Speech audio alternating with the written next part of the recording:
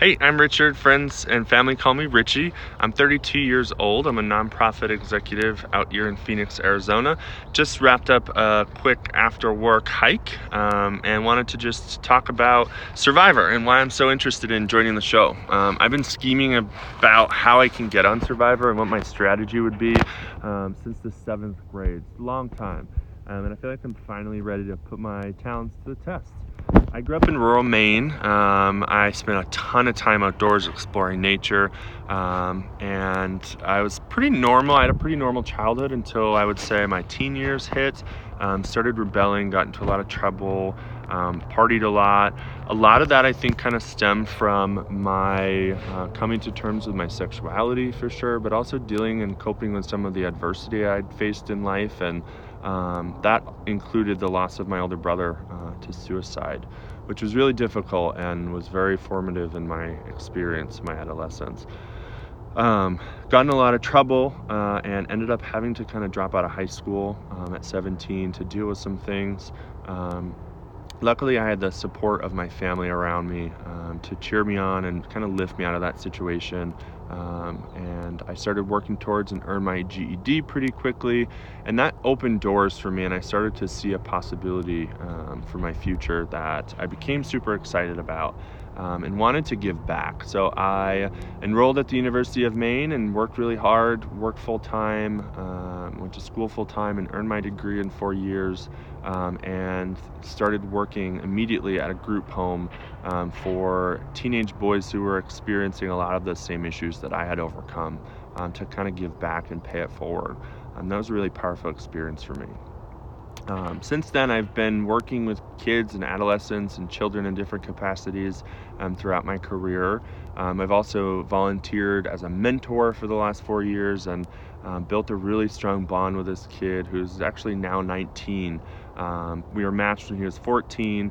He was gang affiliated on the streets and had a really kind of bleak outlook on his future and in his life. And now I have to say, he is doing so well.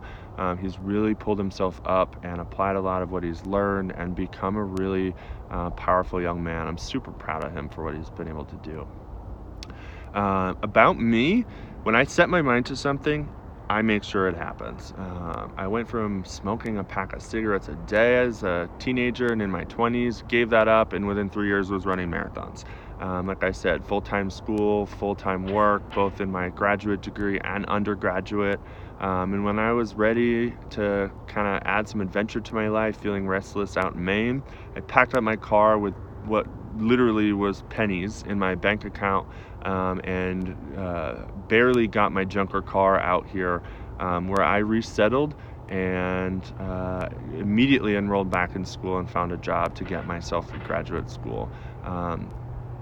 To accomplish graduate school and having a GED, I have to say, one and the same is the most proud thing that I've accomplished in my life. And so, working really hard towards what I want and to the goals I have are, I think, what's allowed me to be so successful. I work my ass off to create what I want in life. I naturally understand people well.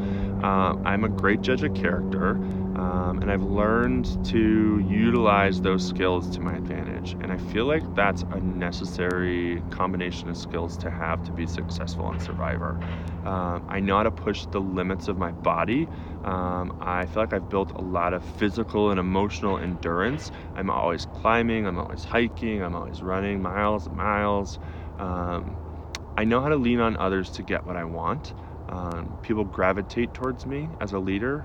It might be because I'm 6'8", or some other things, I don't know. But I feel like, building and leaning on those natural leadership skills that I have would be a huge asset to me as I navigate the game.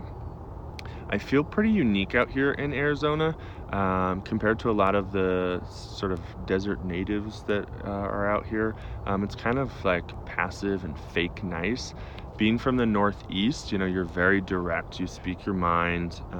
You are very clear in your intentions with other people. And you address problems head on. That's always served me, and I feel like that's how I would continue to navigate challenges, including when I get on Survivor. I also know how to work hard, which is not something everyone knows, I've learned. Stacking wood, mowing the lawn, working on the house. I've worked hard my entire life, and I feel like that's helped build my character and work ethic.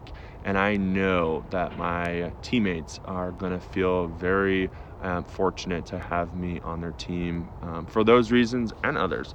I'm not necessarily the most technically skilled when it's gonna come to like fishing or building the like huts and all that kind of stuff. My strengths are gonna be more in the people skills, but I do learn quick and I will outwork anyone, and I promise you that. So those are all things that are definitely gonna help me be successful, for sure.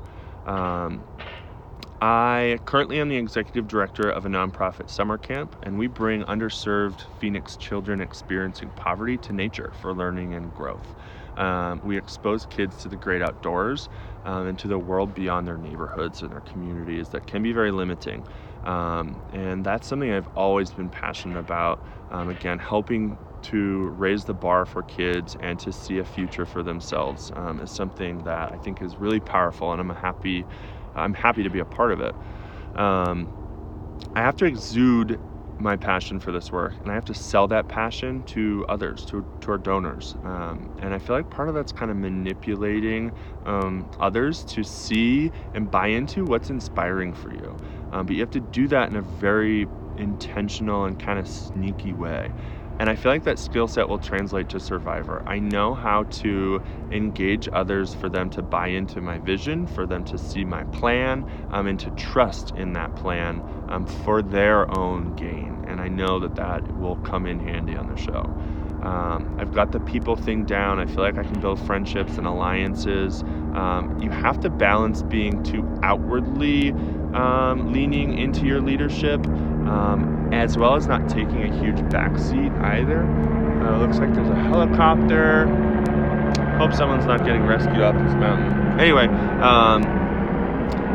there's a balance, and being somewhere in the middle in your leadership is a huge part of what I think is going to allow the winner of this next season to win, and that ought to be me.